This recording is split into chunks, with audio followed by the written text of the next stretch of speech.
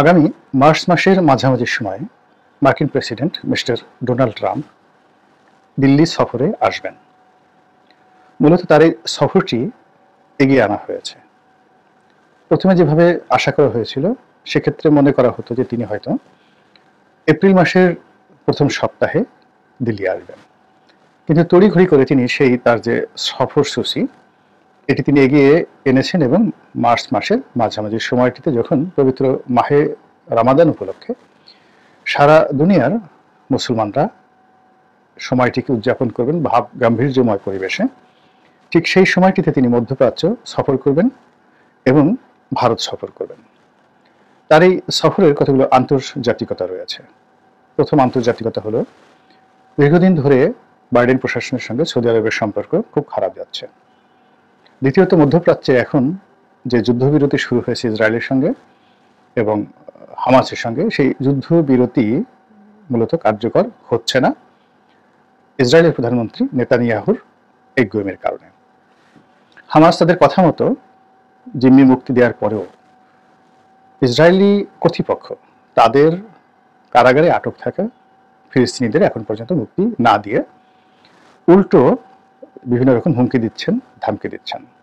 তিনি কেবলই মাত্র যে গাজায় অভিযান চালানোর হুমকি দিচ্ছেন তা নয়, ইতিমধ্যে তিনি পশ্চিম তীর, যেখানে মাহমুদ আব্বাসের নেতৃত্বে হামাসের ঠিক বিরোধী পক্ষ ফিলিস্তিনিরা সরকার প্রতিষ্ঠা করছে এবং যাদের বিরুদ্ধে প্রো ইসরায়েলি হওয়ার যে মনোভাব বা প্রো ইসরায়েলি আচরণ করার যে অভিযোগ এটি হামাস করে আসছে, ঠিক সেই জায়গাটিতেও তারা কিন্তু গত কয়েকদিনে মূলত তাণ্ডব চালাচ্ছে। এর মূল কারণ মিস্টার ডোনাল্ড ট্রাম্প। তিনি এই মুহূর্তে সারা দুনিয়াকে হুমকি দিয়ে যাচ্ছেন, ধামকি দিয়ে যাচ্ছেন এবং একটার পর একটা, যাকে বলে এক হাতে বাঁকা বাঁশের বাঁশরি আরেক হাতে রণতুর্য, তিনি তছনছ করে দিতে যাচ্ছেন। ইউরোপকে প্রথমে ভয় দেখালেন, জেলেনস্কিকে প্রথমে ভয় দেখালেন, কিন্তু ফ্রান্সে এসে আবার জেলেনস্কির সঙ্গে বৈঠক করলেন এবং ইউরোপীয় নেতাদেরকে জেলেনস্কি যে কথাটি বলেছেন একটি অসাধারণ বক্তব্য, যে তার দেশের শান্তির জন্য তিনি প্রয়োজনে পদত্যাগ করতে রাজি। তো এখনো পর্যন্ত সেই ইউক্রেন এবং রাশিয়ার যে যুদ্ধ বা পুতিনের সঙ্গে ডোনাল্ড ট্রাম্পের যে বন্ধুত্বের যে কথাবার্তা শোনা যাচ্ছে, সেটি শেষ পর্যায়ে কোথায় গিয়ে থামবে, নাকি ডোনাল্ড ট্রাম্প তার নিজস্ব স্টাইল অনুযায়ী রাশিয়ার সঙ্গেও খেলবে, চীনের সঙ্গেও খেলবেন এবং ইউক্রেন থেকে, এই যুদ্ধ বিধ্বস্ত ইউক্রেন থেকে তাদের যে সর্বশেষ সহায় সম্পত্তিটুকু নিয়ে নেবেন, এটা এখনো পর্যন্ত বোঝা যাচ্ছে না। দ্বিতীয়ত, তিনি যে মধ্যপ্রাচ্য থেকে ভারতে আসার আগে মোহাম্মদ বিন সালমানের সঙ্গে একটা অস্ত্র সংক্রান্ত তিনি চুক্তি করতে চাচ্ছেন এবং এই চুক্তিটা করার জন্য it will be very big deal.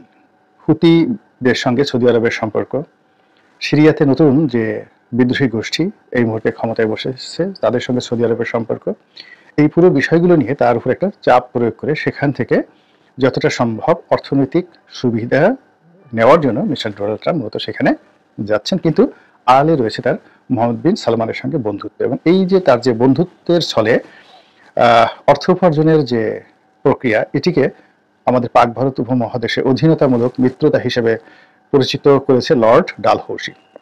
খুবই দুর্ধর্ষ এই তার সেই নীতি ছিল এবং ব্রিটিশ ভারতে তার মতো এরকম দুর্ধর্ষ নীতি কেউ নেয়নি। একইভাবে তিনি বাংলাদেশ নিয়ে খেলছেন, শেখ হাসিনাকে নিয়ে খেলছেন, ডক্টর মোহাম্মদ ইউনূসকে নিয়ে খেলছেন, জাতিসংঘ মিশনে আমাদের যে সেনাবাহিনী কাজ করছে, তো সেই সেনাবাহিনীকে নিয়েও তিনি খেলছেন। আবার মায়ানমারকে নিয়ে খেলছেন, ভারতকে নিয়ে খেলছেন। ভারতের সাথে তার অনেকগুলো বিষয় রয়েছে।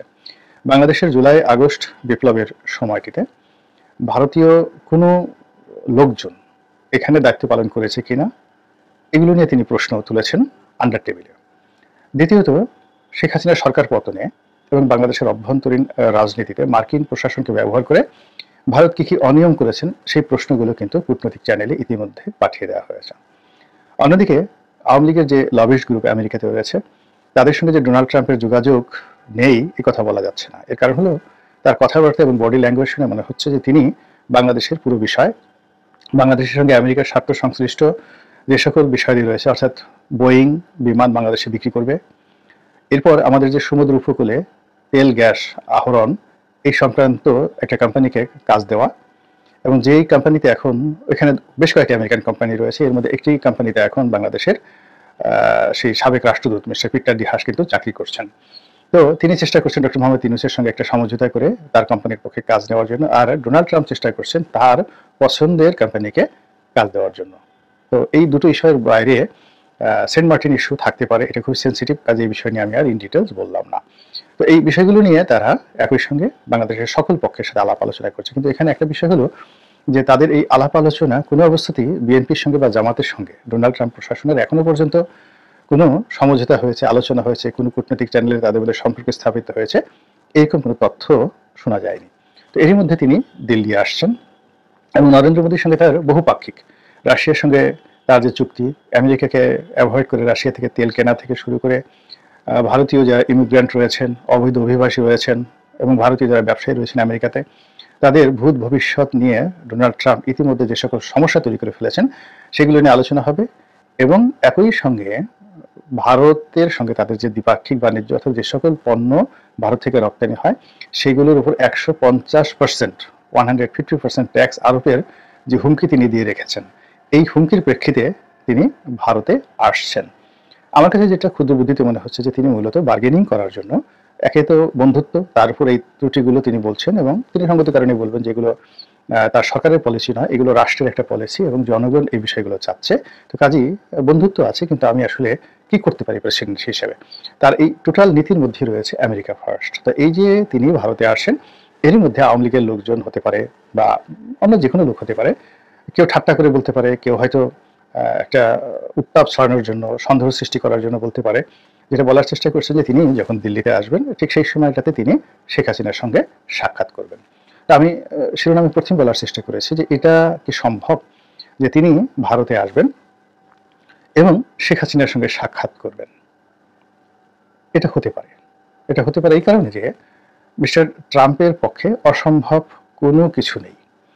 তিনি সেই পর্ন স্টারের সঙ্গে ঘর করেছেন, তার সঙ্গে যৌন সঙ্গম করেছেন, আবার এই ঘটনার জন্য তিনি বেশ কিছুক্ষণ জেল খেটেছেন, এখনো সেই মামলা চলছে।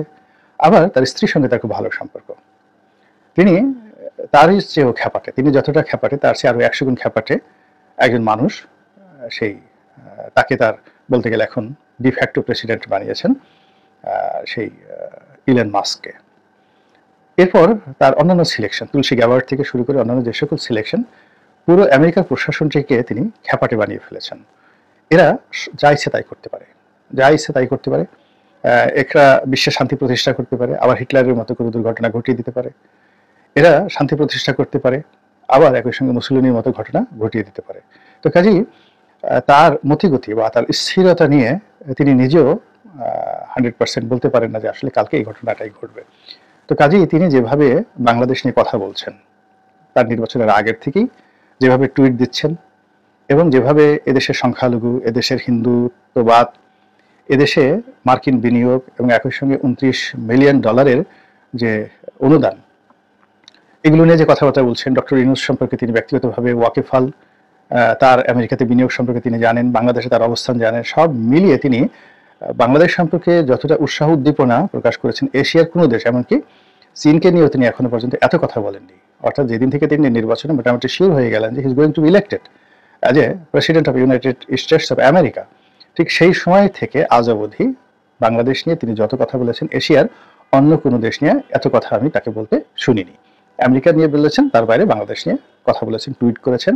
তো সেই দিক থেকে বাংলাদেশের প্রসঙ্গ আসলে শেখ হাসিনার সঙ্গে যদি তার সাক্ষাৎ হয়, তিনি যদি আগ্রহ প্রকাশ করেন, আপনি বুঝতে পারছেন যে এই বিষয়টি কতটা একটা প্রলয়ঙ্কারী ঝড় তুলবে বাংলাদেশের রাজনীতিতে।